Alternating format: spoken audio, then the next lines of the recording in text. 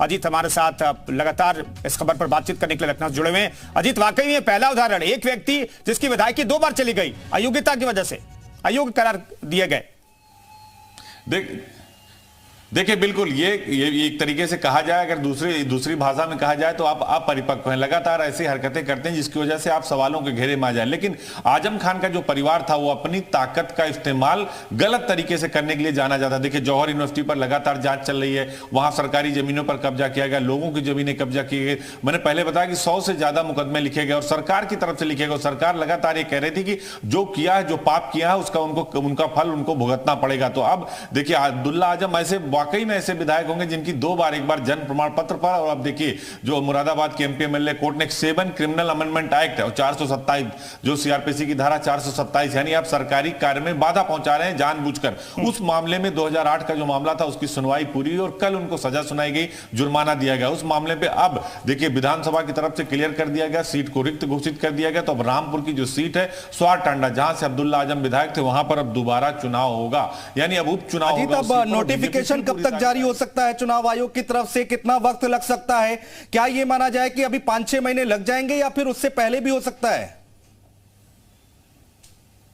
देखिए बिल्कुल अनुज, नोटिफिकेशन जारी करने का जो अधिकार है वो निर्वाचन आयोग का, जो ये पत्र जारी किया गया विधानसभा की तरफ से जो वो निर्वाचन आयोग को चला जाएगा। निर्वाचन आयोग फिर उसके बाद बैठक करेगा और बैठक के बाद नोटिफिकेशन करेगा। 6 महीने का वक्त होता है, यानी 6 महीने के अंदर विधानसभा चुनाव आपको कराना और 45 दिन पहले नोटिफिकेशन जारी होता है। तो अब से 1 महीने के अंदर, यानी आप समझिए फरवरी चल रहा है तो मार्च में ही नोटिफिकेशन जारी हो जाएगा और अप्रैल मई के पहले ही चुनाव हो जाएगा। तो इस बात से आप अंदाजा लगाइए कि चूंकि 6 महीने के अंदर चुनाव होना, तो हमको मुझे लगता है कि जो निकाय चुनाव उससे पहले ही रामपुर का स्वार टांडा की जो विधानसभा सीट है उस पर उपचुनाव हो जाएगा। तो अब पूरी गेंद जो है वो निर्वाचन आयोग के पाले में। लेकिन आजम खान परिवार को सबसे बड़ा झटका है। अब परिवार में देखिए आजम खान की सदस्यता गई अनुज, और उसके बाद अब अब्दुल्ला आजम की सदस्यता चली गई। विधिक कार्रवाई अलग चल रही है, जौहर यूनिवर्सिटी पर कार्रवाई अलग चल रही है, इनके जो मुकदमे हैं उन पर लगातार पैरवी चल रही है सरकार की तरफ से। वहां अधिवक्ताओं की जो तैनाती है वो अलग से की गई है। तो अब आप समझिए कि आजम खान परिवार के जो सियासी कैरियर है उस पर कहीं ना कहीं सूर्य ग्रहण। बिल्कुल अजीत, बलदेव औलख जी हमारे साथ जुड़ गए हैं, राज्य मंत्री हैं यूपी सरकार में। बलदेव औलख जी, बहुत स्वागत है आपका। बलदेव जी, आपकी पहली प्रतिक्रिया यहाँ पर क्या कहेंगे? अब अब्दुल्ला आजम की भी सदस्यता रद्द हो गई है, चुनाव होंगे अब दोबारा? देखिए ये कानूनी प्रक्रिया थी और कोर्ट ने अपना निर्णय दिया है। तो निर्णय में जब सजा हुई है तो उसमें उनकी विधायकी गई है। अब ये कोर्ट का मैटर है, उसमें कोर्ट से बड़ा कुछ हो नहीं सकता। अब जो भी कानूनी तरीके से है उनकी विधायकी जाएगी, दोबारा चुनाव होंगे। उसमें कुछ कहना नहीं है कि भाई ठीक है, कानून ने अपना काम किया है। औलख साहब, आप लोग हमेशा ये कहते हैं कि कानून ने काम किया, ये तो कोर्ट का फैसला है, लेकिन समाजवादी पार्टी की तरफ से तमाम आरोप लगाए जाते हैं कि आजम फैमिली को यहां पर टारगेट किया जाता है सरकार की तरफ से, बेबुनियाद मुकदमे लगाए गए। देखिए मैं आपको बता दूं, ये जो इनका इस मुकदमे में आया है ये बहुत पुराना इन्हीं के टाइम का मुकदमा है जी। ये हमारी गवर्नमेंट के, हमारी सरकार की तरफ से कोई मुकदमा नहीं है जी। ये मुरादाबाद में इनके बैरियल पे एक किस्सा हुआ था, उस वजह से वहां पे उनके खिलाफ मुकदमा लिखा गया था। उसमें रामपुर रामपुर के यहाँ कोई रोल नहीं है।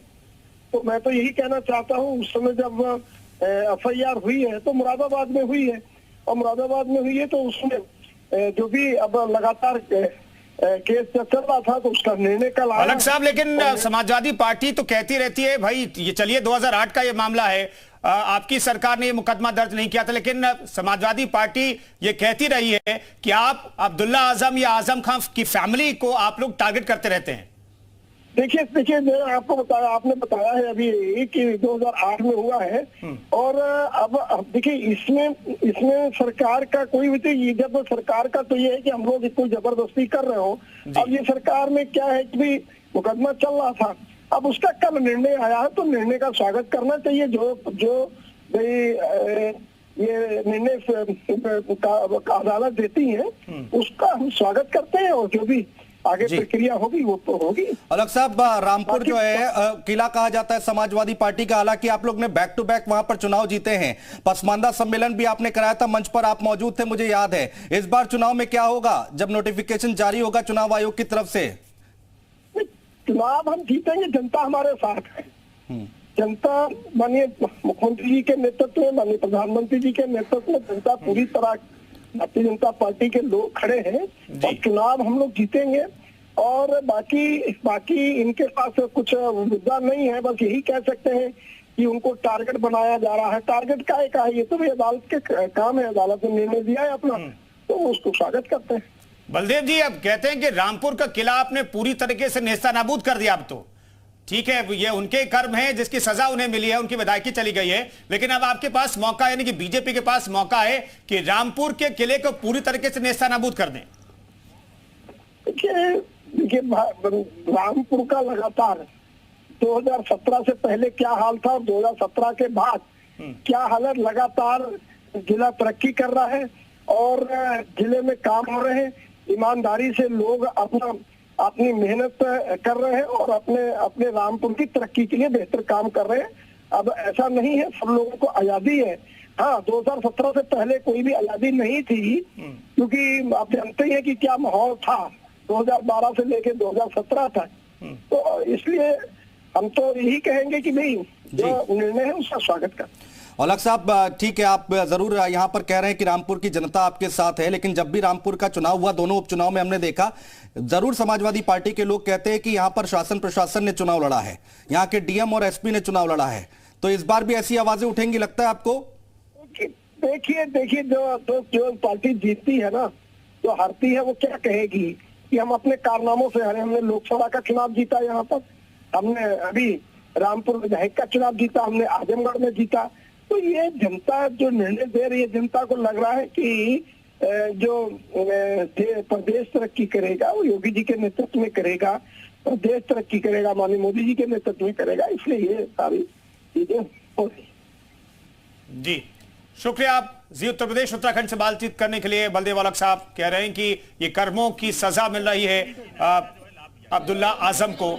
अजीत हमारे साथ बने हुए हैं। अजीत, ये इस मामले ने एक बार फिर से बताया है कि ठीक है, आप नेता हो सकते हैं, आपका रसूख हो सकता है, लेकिन कानून से ऊपर आप अपने आप को मत समझिए। कानून से ऊपर समझिएगा तो आपको इस तरह की सजा झेलनी होगी, और ये फैमिली लगातार उस बात का एहसास कर रही होगी। अब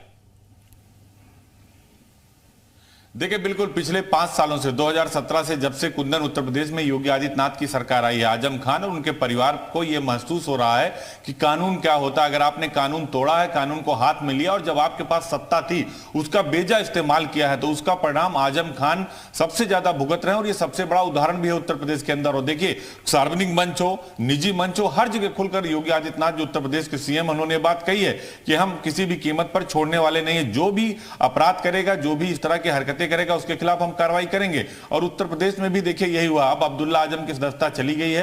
अब्दुल्ला आजम को साफ तौर पर ये जो है अदालत है, जो मुरादाबाद के एमपीएमएलए कोर्ट है, उन्होंने उनको सजा सुना दी है, जुर्माना दे दिया। इसके पहले आजम खान के साथ यही हुआ, वो भी 2 साल के लगभग 2 साल से ज्यादा के वक्त तक सीतापुर जेल में रहे।